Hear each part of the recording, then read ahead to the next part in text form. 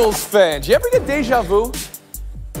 Didn't I just ask you that? Just once. Oh, yeah. Also, the effort it takes to tackle the lead blocker versus the effort it takes to tackle absolutely nobody. Frank Isola, Kevin Blackistone, Woody Page, Bill Plaschke.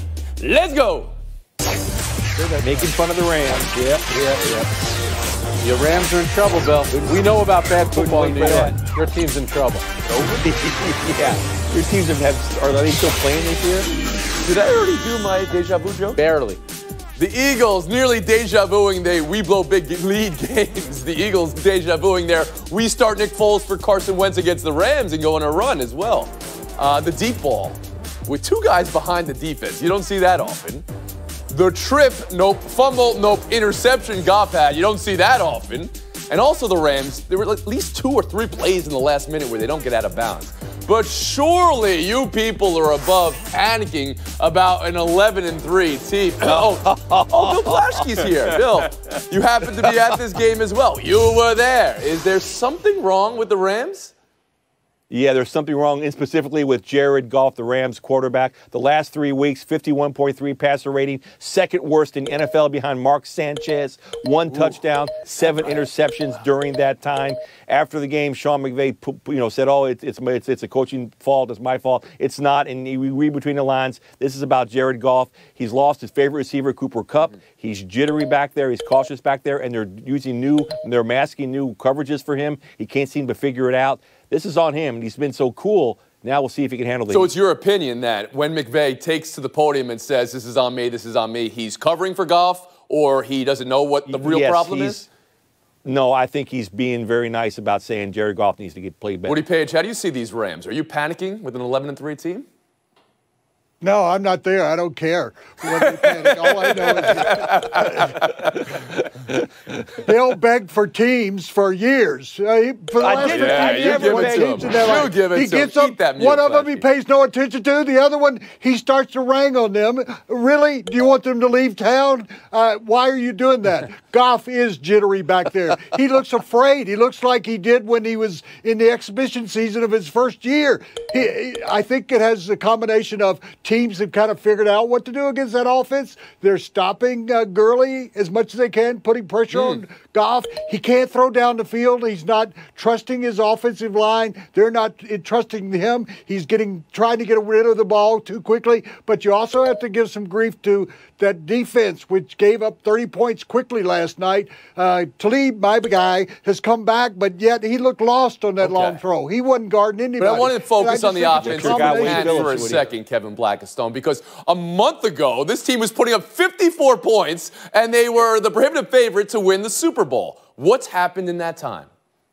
Well, it's hard to ignore what's happened to Jared Goff, as Bill pointed out. This guy had a 113 quarterback rating up until the bye week, second best in the league. Since then, fallen off, as Bill pointed out. But something else that's fallen off also is the run game. Through the first 9 games of this season, this team ran for 100 yards all but twice, and those other 2 times, they were over 90 yards. Since then, Gurley has become almost a non-factor. They've run for over 100 yards just a couple of times in the last 5 games. They need to get back to that, and they need to get back to establishing Gurley as the star of this team. Frank Isola, from afar, you're in New York, you're not in L.A., and Plaschke's thankful for that. Yes. Do you see this as a Goff problem? Do you see this as a McVay problem? Do you think this is all overstated because they're 11-3? Yeah, I'm in New York, so I have 2 teams that have a lot of problems. So I could analyze Bill's team there in L.A. Here, Kevin mentioned Todd Gurley. You have to get out of bounds on that play, the second to last play of the game. That would have given them more time, maybe to run twice. You did have the fumbled punt with about 3 and change to go. Then they went for it on 4th down. The punter passed the ball, and it was incomplete. So they're not playing efficient football. But to me, this is on the quarterback. The last 2 weeks, 6 turnovers. He's playing good defenses. That's Chicago. That's Philadelphia. But you can't make those mistakes. And at 23-13, for a player that's at this stage of his career to make a play, you look like Joe Namath at the end of his career when he was with the Rams. That turnover was one of the worst of the season. Bill Plaschke, let me ask you this. Blackistone brought up the Todd Gurley stuff about they're not running the ball as well or as much anymore. Is there something to that? Yeah, what is to that, Kevin, is that the defenses are stacking up against Gurley. You can see it's clearly the Saints provided the blueprint for this. Stop Gurley, you stop the Rams. They're challenging. They're making Jared Goff beat him. I don't know what the Rams can do more with Gurley than what they're already doing. It's up to Goff to get him out of this mess. Well, I mean, I also think that it could be that Gurley's not healthy. We saw him limp off the field yesterday, and then he came back onto the field. And you know what? That guy is so important to Jared Goff in particular and the team in general that I would consider shutting him down until the playoffs. You'd shut down Todd Gurley? Whoa. Over home field advantage? As important as he's Frank been. Isola, what do you think of Blackistone? Nah, you're going for home field advantage. You need your players out there. If Todd Gurley can play, he'll be out is there any talk playing. about this, or is Blackistone on an island here? No, zero talk. Gurley was in a game at the end of the game last night. They have to try to avoid going to New Orleans at all costs. Yeah. They got to play Gurley. Let's talk about the Eagles for a second. The Foles rebirth again, and how this team looks with him opposed to how they look with Wentz. And Frank, you can address this. The idea that, well, maybe they don't control their own destiny. Maybe they won't make the playoffs this year. But how much doubt does that throw into what they do quarterback long term? Well, it certainly has to factor into it. Come on, Tony. That was their biggest win of the season last night. And Nick Foles was responsible for their biggest 3 wins last season. All 3 playoff games, including the Super Bowl. They're a different team. They've only scored 30 or more points twice this season. One of those games last night with Nick Foles starting. Woody Page? Well, if I were Foles and I got that bonus of almost $1 million for winning last night, I'd give half of it to Jeffrey. I mean, they have such a link and bond they had last year and again early this year. I think that's really critical in this decision moving forward about your quarterback, that the way he's been able to connect with him over and over again, 7 targets, 7 catches, and he made some incredible catches. Lasky, how should the team be viewing this? Just being there watching it, there was a huge difference when he's on the field. They seem energized. Right. The offense and the defense. So how should the team view this as it goes to negotiating the contracts? They should think seriously about this. The team seems to play better under Nick Foles. I guess explicitly what I'm trying to say is, I mean, you hear people say it's $1 million question. This is potentially a $150 million question because the Wentz negotiation's up, and we know that there's an option as well for Foles. Kevin, after the horn, you want to address that? Well, I would just say that to me, they're independent questions. I mean, the money you want to invest in Wentz is based on his ability and based on his injury factor, which has come up to haunt him these 2 years. But Foles is not the quarterback that Wentz is. Okay, he's the quarterback that won the Super Bowl and won the biggest game they had this season last night. Yes. We'll move on. Steelers 17, Patriots 10. Pittsburgh snapping the 3-game losing streak with defense. But is this defense or is this Brady blowing it here? Also on the last possession. No space, no oxygen for anything. Frank, last week you said the X factor could be New England's psyche, whether the lateral loss lingered. Is that your takeaway from yesterday's game? Well, if you look at that last play against Miami, that did not look like a Bill Belichick team. And you look at the Patriots yesterday, 14 penalties. The Brady turnover there. They were in the red zone 3 times and did not score a touchdown. To me, something is different about this team. Just not efficient and just not smart. And you very, very rarely say that about a Bill Belichick. So what are you saying then? To borrow from the last question about the Rams. Last week is it about Belichick? Is it about Brady? Or is it about something else? It's about the entire group. Something's not clicking right now. Kevin Blackistone, can you answer that question? Well, the last 2 weeks, what you saw there was Tom Brady apologizing for plays that he made or didn't make in a game that he felt cost them an opportunity. Yesterday, it was the interception. The other week, it was a 3rd down play. So right now, that's on Brady. But let's not forget that they were on the road again, second time in 2 weeks, against an absolutely desperate Steelers team that needed to win to stay in the playoffs. And in Miami, they're against a team that somehow always figures out a way to beat them there. So you wouldn't overstate these two. I mean, back-to-back December losses in the Bill Belichick era doesn't happen in New England. Woody Page, what did you see from the Patriots last night? I don't think, Kevin, the teams are afraid of them anymore, especially when they go on the road. They're not successful on the road. And I watched Peyton Manning get old 1 year, the last year of his career. Still went to the Super Bowl. Tom Brady looks old. I know we've heard that before and say it, but I'm putting it all on Belichick, not because of my feelings for him, but this is not a Belichick. Frank brought up, this is not Belichick-like. I mean, to lose games when you have that many penalties, 8 before the plays even started. He wouldn't put up with that in the old days. And the other thing you got to realize is they've only scored 10 points in 3 games this year. You know the last time they did that? 1999. This is a team that can't win if it's not scoring with a bad defense. Woody Page. All right, Bill Plaschke. Tony, you said that the back-to-back December losses under Belichick are rare. It's the first time in 16 years it's happened. Let's stop beating around the bush. The Belichick-Brady dynasty is dissipating, and it's happening quickly. This is also, they were 0 for 3 in the red zone, first time in 4 years. Brady throws a pick in the red zone, first time in 2 years. Watching them try to lead the team down the field in the final minutes, it's like I didn't believe Brady was going to get it done, and he didn't get it done. He just doesn't look. He's 41 years old. This whole thing is starting to fall apart. Kevin Blackistone. Well, they close out the season, as you know, at home with the Bills and the Jets. Those are going to be 2 wins, and we'll be thinking about them significantly differently as the playoffs start. All right, but they're a different team going into the playoffs when they have that bye, historically, and when they have to play. I mean, their Super Bowls came in bye years. KB, you brought it up. The Steelers were in danger of losing 4 straight. They were in danger with the way the Ravens are surging with Lamar Jackson of falling outside the playoffs. Have they righted the ship? I think that they have, because I think the schedule favors them a little bit. I say a little bit because, you know, they got the Saints coming up, but the Ravens have the Chargers, and then they could both go 1-1, and I think that's going to favor the Steelers. I think they've righted the ship a little bit. I definitely think they do. And just getting back to Bill's point really quick about New England, they lost on a freak play, and they lost at Pittsburgh, which had lost 3 straight games. Take it easy on how the dynasty is over, Bill. Relax. Plaschke? Yeah, but I also think that the Steelers, same team that has 3 collapses, you know, against the likes of of Denver and against the Chargers. I don't believe in the Steelers. And Woody Page.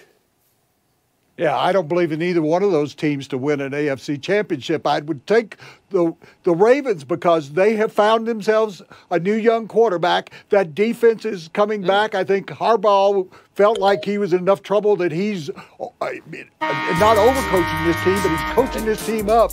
I trust the Ravens more than I do the Steelers. Woody Page has more confidence in Baltimore than the Pittsburgh Steelers. Plaschke, Blackistone, Isola, you agree? I agree. Yes, of course, you should agree. Look at the man. He's got 29 points. Lamar's scoring 1, I know. We'll see how you're scoring at home, and we'll see what we have next in Buy or Sell on the other side. Stick around. Score well. Team nobody wants to face in the playoffs. Last week you had the Seahawks and Cowboys. This week you can make it the Colts. They shut out the Cowboys 23-0. 7-1 over the last 2 months. Bill, you buying that game told you more about Indy or Dallas?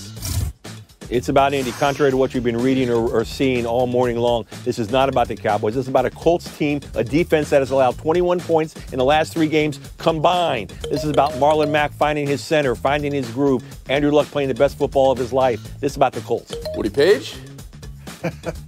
Bill, if the Cowboys play the way they did last night, everybody will want to play them in the playoffs. I mean, shut out for the first time since, what, Eddie LeBaron was the quarterback there? I mean, you have your running back who only had 87 yards come out and say, oh, this DeVeep was good for us, it's going to be good for us. They could end up losing the division to the Washington Football Club. Oh, you think that's going to happen? Josh Jackson? It's a possibility. Jeremy Sprinkle? No, Josh Johnson? Come on, Woody, it's not going to happen. Go ahead, KB. Sprinkle me, baby. Yeah. No, that's not going to happen. Look, this is all about the Colts right now. We forgot about them at the beginning of the year because they got off that horrible 1-5 start. They are as hot as anybody, maybe the hottest team in the league right now. And part of the reason is because of Andrew Luck, that shored up offensive line, the fact that they can run the football. Frank Isola?